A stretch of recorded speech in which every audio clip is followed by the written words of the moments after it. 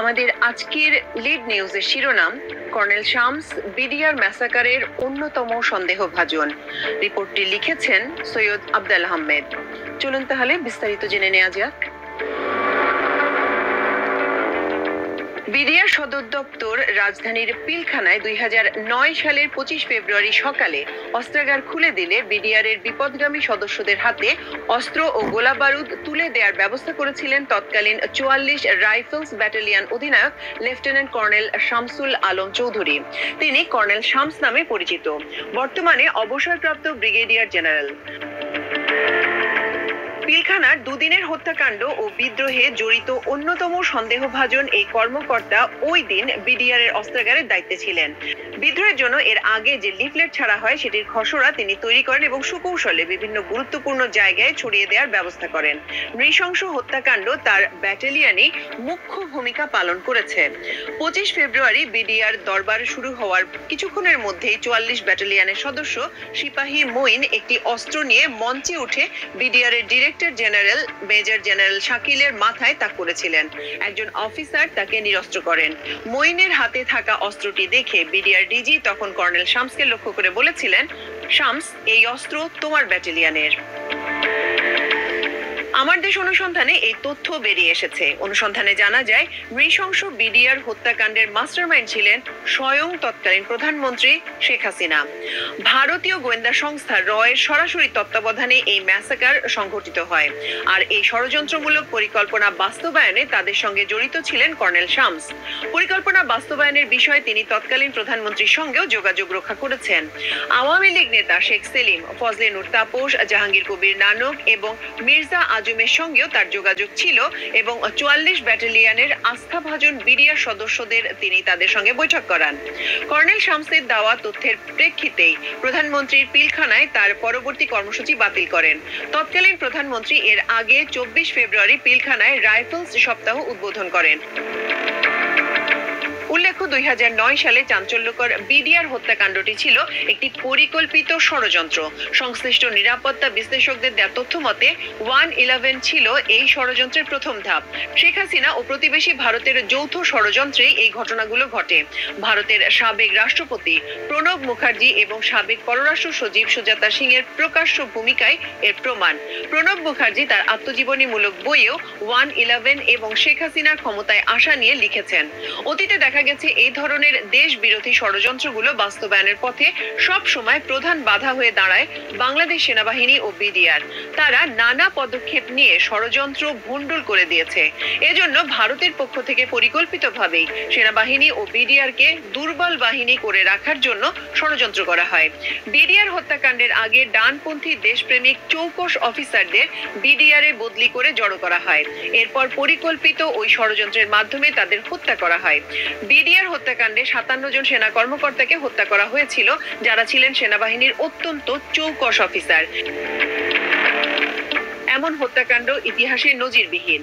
BDR হত্যাকাণ্ডের পর সচিব আনিসুজ্জামানের নেতৃত্বে জাতীয় যে তদন্ত কমিটি হয়, সেই তদন্ত কমিটির রিপোর্টেও এই ঘটনায় অন্যতম সন্দেহভাজন হিসেবে কর্নেল শামসের নাম উল্লেখ করা হয়েছে। এতে বলা হয়, বিডিআর বিদ্রোহ ও হত্যাকাণ্ডের ঘটনায় অধিনায়ক কর্নেল শামস সহ 44 রাইফেলস ব্যাটালিয়নের সদস্যদের ভূমিকা সন্দেহজনক। ঘটনার সূচনা লগ্নে সরাসরি নেতৃস্থানীয় ভূমিকা পালনকারী বিডিআর এর ডিএডি, জেসিও ও সৈনিকদের ইউনিট ভিত্তিক তথ্য পর্যালোচনা করে দেখা যায়, তাদের অনেকেই 44 রাইফেলস ব্যাটালিয়নের সদস্য। তদন্তের বিভিন্ন পর্যায়ে তদন্ত কমিটির কাছে প্রতীয়মান হয় যে ঘটনার আগে 44 রাইফেলসের মাঠে ও সৈনিক লাইনে বিদ্রোহীরা একাধিক সভা করেছেন। বিদ্রোহের সংশ্লিষ্ট কিছু বেসামরিক ব্যক্তি, যেমন বিডিআর এর সাবেক সদস্য তোরাব আলী ও তার ছেলে লেদার লিটন, বিদ্রোহীদের সঙ্গে একাধিকবার যোগাযোগ ও ষড়যন্ত্রমূলক সভা করেছেন। একইভাবে বিডিআর জওয়ানদের সঙ্গে ষড়যন্ত্রমূলক অনেক সভা করেছেন শেখ সেলিম ও তাপস। 22 ফেব্রুয়ারি তাপসের সঙ্গে বিদ্রোহীরা দেখা করার পর তাপস সুস্পষ্টভাবে বলে দেন, পরিকল্পনা অনুযায়ী খতম করে দাও। তদন্ত কমিটির রিপোর্টে এও বলা হয়, 44 রাইফেলস ব্যাটালিয়নের মাধ্যমে 21 ফেব্রুয়ারি লিফলেট বিতরণ করা হয়। 25 ফেব্রুয়ারি সকাল 8:30টায় দরবার শুরুর আগেই 44 রাইফেলসের বিদ্রোহীরা সেন্ট্রাল কোয়ার্টার গার্ড দখল করে নেন। দরবার হলের মঞ্চে ডিজির দিকে যে অস্ত্র প্রথম তাক করা হয়, তাও 44 রাইফেলস ব্যাটালিয়ন ছিল। BDR DG major general Shakil তৎকালীন প্রধানমন্ত্রী শেখ হাসিনা সহ অন্যদের সঙ্গে মোবাইলে কথা বলার সময় 44 রাইফেলস ব্যাটালিয়ন বিদ্রোহ করেছে বলে উল্লেখ করেন। তদন্ত রিপোর্টে আরও উল্লেখ করা হয়, 24 ফেব্রুয়ারি 2009 তৎকালীন প্রধানমন্ত্রীর পিলখানায় আসা উপলক্ষে চিফ সিকিউরিটি অফিসারের দায়িত্ব দেওয়া হয়েছিল 44 রাইফেলস ব্যাটালিয়নের অধিনায়ক লেফটেন্যান্ট কর্নেল শামসকে। দরবারের নিরাপত্তা সহ সব প্রশাসনিক আয়োজনের দায়িত্বও ছিল তার। বিদ্রোহ ও হত্যাকাণ্ডের পর দেখা যায় 44 রাইফেলস ব্যাটালিয়নের মোট 4 জন কর্মকর্তার মধ্যে অধিনায়ক লেফটেন্যান্ট কর্নেল শামস সহ সবাই প্রাণে বেঁচে যান এবং তারা বিপদগামী বিডিআর জওয়ানদের বাসায় ছিলেন। ফলে এটাও প্রতীয়মান হয় যে ঘটনার সঙ্গে কর্নেল শামস এবং ব্যাটালিয়নের সংশ্লিষ্টতা রয়েছে। অনুসন্ধানে পাওয়া তথ্যে দেখা যায় 2009 সালে 5 ফেব্রুয়ারি লেফটেন্যান্ট কর্নেল শামসকে স্পেশাল সিকিউরিটি ফোর্সে বদলি করা হলেও 24 ফেব্রুয়ারি থেকে অনুষ্ঠেয় বিডিআর সপ্তাহের বিভিন্ন দায়িত্ব পালনের জন্য পিলখানায় রেখে দেওয়া হয়। বিডিআর সপ্তাহের পর তাকে এসএসএফ এ যোগদানের নির্দেশ জারি করা হয়। আস্থাভাজন হিসেবে বিডিআর হত্যাকাণ্ড ঘটানোর স্বার্থেই তাকে পিলখানায় রাখা হয়। রাজধানীর বকশীবাজারের আলিয়া মাদ্রাসা মাঠে বিডিআর হত্যা মামলার আসামি আদালতের বিশেষ এজলাসে 19 অক্টোবর লেফটেন্যান্ট কর্নেল শামসকে ডাকা হয়। সূত্র জানায় এটা ছিল আইওয়াশ মাত্র। আদালতে তিনি এসেছেন এটা আনুষ্ঠানিকভাবে দেখানোর জন্যই তাকে আনা হয়। আদালতে তিনি তার জবানবন্দি রেকর্ড করান। তাকে আইনজীবীদের পক্ষ থেকে ঘটনার সঙ্গে সংশ্লিষ্টতা দেখিয়ে যেসব প্রশ্ন করা হয় তার সবই তিনি শুধু বলেন সত্য নয়। তাকে প্রশ্ন করা হয়েছিল হত্যাকাণ্ড ও বিদ্রোহ সম্পর্কে তিনি আগে থেকেই জানতেন। বিদ্রোহীদের সঙ্গে তার যোগাযোগ ছিল এবং তিনি প্রধানমন্ত্রীকে তার পক্ষ থেকে অবহিত করার পর তিনি পরবর্তী কর্মসূচি বাতিল করেন। তৎকালীন প্রধানমন্ত্রী শেখ হাসিনা কর্নেল শামসকে এই ঘটনায় তদন্ত কমিটিতে আসা বিভিন্ন প্রমাণ থাকা সত্ত্বেও জড়াতে দেননি। তৎকালীন প্রধানমন্ত্রীর হস্তক্ষেপে তদন্ত কমিটির রিপোর্ট থেকে আওয়ামী লীগ নেতাদের সংশ্লিষ্টতা এবং কর্নেল শামস সম্পর্কে অনেক গুরুত্বপূর্ণ তথ্য বাদ দেওয়া হয়। শেখ হাসিনা উপরন্তু কর্নেল শামসকে একের পর এক পদোন্নতি দিয়েছেন। এসএসএফ থেকে তাকে জাতীয় নিরাপত্তা গোয়েন্দা সংস্থা এসএসআই এর পরিচালক এবং পরে ওয়াশিংটন ডিসিতে বাংলাদেশ দূতাবাসের কূটনৈতিক হিসেবে মিলিটারি অ্যাটাচে করা হয়। 2019 সালের 2 আগস্ট তিনি ব্রিগেডিয়ার জেনারেল হিসেবে অবসর গ্রহণ করেন। অনুসন্ধানে আরো জানা যায় চট্টগ্রাম সেনাবাহিনীর মেজর থাকা অবস্থাতেই শেখ হাসিনার সঙ্গে তার যোগাযোগ হয় এবং তাদের মধ্যে 1-to-1 কথাও হয়। কর্নেল শামস চট্টগ্রামে 1996 সালে ডিজিএফআই এর প্রধান কোঅর্ডিনেটর অফিসার ছিলেন। স্পেশাল অপারেশনের দায়িত্বও ছিল তার। একসময় চট্টগ্রামের রাজনীতিতে একচ্ছত্র আধিপত্য ছিল তৎকালীন মেয়র মহিউদ্দিন চৌধুরীর। তিনি শেখ হাসিনার অনেক কথাই শুনতেন না। ফলে শেখ হাসিনা মেয়র মহিউদ্দিনের প্রতি অখুশি ছিলেন। তাই তিনি মেয়র মহিউদ্দিনের প্রতিদ্বন্দ্বী হিসেবে চট্টগ্রামে তার বিরুদ্ধে আজম নাসিরকে তৈরি করেন। অনুসন্ধানে জানা গেছে আজম নাসির ছিলেন চট্টগ্রাম আন্ডারওয়ার্ল্ডের ডন। শেখ হাসিনা তাকে ক্রিকেট বোর্ডে আনার মাধ্যমে রাজনীতিতে একটা অবস্থান তৈরি করে দেন।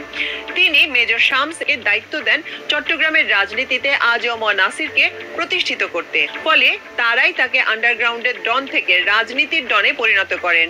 ওই সময় চট্টগ্রাম পুলিশের কর্মকর্তা বর্তমানে পলাতক মনিরুল ইসলাম ও বনোজ কুমার মজুমদার সিএমপিতে ছিলেন। সেনাবাহিনী ও পুলিশের এই আওয়ামী গ্যাং সদস্যদের সহায়তায় আজম নাসির মহিউদ্দিন চৌধুরীকে চ্যালেঞ্জ করে শেখ হাসিনার অবস্থানকে সুদৃঢ় রাখেন। এক্ষেত্রে মুখ্য ভূমিকা পালন করেছিলেন বিডিআর হত্যাকাণ্ডের অন্যতম সন্দেহভাজন এই কর্নেল শামস। তার সম্পর্কে অনুসন্ধান করে আরো জানা গেছে তিনি ক্যাডেট কলেজ নয় সাধারণ কলেজ থেকে পড়াশোনা করে সেনাবাহিনীতে যোগদান করেন। কলেজে থাকার সময় তিনি ছাত্রলীগের নেতা ছিলেন। ফলে সেনাবাহিনীতে আওয়ামী বলয় তৈরি করেন। শেয়ালের মতো অত্যন্ত ধূর্ত প্রকৃতির অফিসার কর্নেল শামস। ছাত্রলীগের রাজনীতি করার কারণে সৈনিকদের মোটিভেশন করার ক্ষেত্রেও তার দক্ষতা ছিল। বিডিআর এর central command and training centre রয়েছে বান্দরবানের বায়তুল ইজ্জত নামে। সেখানে বিডিআর সৈনিকদের ট্রেনিংও করিয়েছেন তিনি। পিলখানায় বিডিআর এর সদস্যদের সঙ্গে তার কানেক্টিভিটি গড়ে ওঠে। এটাই তিনি কাজে লাগিয়েছেন। সূত্র জানায় ষড়যন্ত্র বাস্তবায়নে তিনি প্রথমে 44 রাইফেলস ব্যাটালিয়নের সদস্যদের মোটিভেট করেন। তাদের মাধ্যমে অন্যদেরও এই কাজে নিয়োজিত করেন। তৎকালীন আওয়ামী লীগের নেতৃত্ব ও বাইরের লোকদের সঙ্গে যোগাযোগের যোগসূত্র তিনি তৈরি করে দেন। বিডিআর হত্যাকাণ্ডের দিন 25 ফেব্রুয়ারি তিনি অস্ত্রাগারের দায়িত্বে ছিলেন। বিডিআর সপ্তাহ ও দরবার চলাকালে সিপাহী, জওয়ান ও অফিসারদের সঙ্গে অস্ত্র থাকলেও গোলাবারুদ থাকে না। ওই দিন সকালে তিনি অস্ত্রাগার থেকে প্রথমে 44 ব্যাটালিয়নের সদস্যদের অস্ত্র ও গোলাবারুদ সহজে নিতে দেন এবং পরে অন্যদের সরবরাহ করেন। আদালতে এসব বিষয় অস্বীকার করলেও সংশ্লিষ্ট সূত্র জানায় ওই দিন তিনি অস্ত্রাগার থেকে যেন সহজে অস্ত্র ও গোলাবারুদ বিপদগামীরা নিতে পারেন সে সুযোগ করে দিয়েছিলেন। বিদ্রোহীরা যদি জোরপূর্বক অস্ত্র নিত তাহলে তাকে গুলি করে হত্যা করে অস্ত্রাগার লুট করতে হতো, কিন্তু সেদিন এমন কোনো ঘটনা ঘটেনি। কোনো ধরনের বাধা না দিয়ে তিনি অস্ত্রাগার থেকে সহজে অস্ত্র নেয়ার ব্যবস্থা করে দেন। আমাদের চট্টগ্রাম ব্যুরো চিফ সোহাগ কুমার বিশ্বাস ব্রিগেডিয়ার অবসরপ্রাপ্ত শামসুল আলম চৌধুরী, যিনি কর্নেল শামস নামে পরিচিত, তার গ্রামের বাড়ি মিরসরাইয়ের ইছাখালী ইউনিয়নের আবুরহাট গ্রামে খোঁজ খবর নিয়ে জানতে পারেন তিনি ওই গ্রামে আবু ভুইয়া বাড়ির বাসিন্দা। ব্রিগেডিয়ার অবসরপ্রাপ্ত শামস বর্তমানে যুক্তরাষ্ট্রে অবস্থান করছেন। 2018 সাল থেকে চট্টগ্রাম 1 মিরসরাই আসন থেকে আওয়ামী লীগের নৌকা মার্কায় নির্বাচন করার ইচ্ছা প্রকাশ করে প্রচারে নামেন, কিন্তু দুবারই শেষ মুহূর্তে নির্বাচনে অংশ নেননি।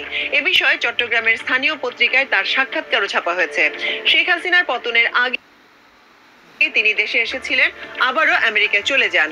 তিনি যখন এলাকায় আসতেন তখন উপজেলা ও পুলিশ প্রশাসনের শীর্ষ কর্মকর্তারা তার সঙ্গে থাকতেন। প্রিয় দর্শক, আজকে আমাদের লিড নিউজের আয়োজন ছিল এই পর্যন্তই। আগামীকাল ইনশাল্লাহ একই সময় একই চ্যানেলে আরেকটি লিড নিউজ নিয়ে আপনাদের সামনে হাজির হব।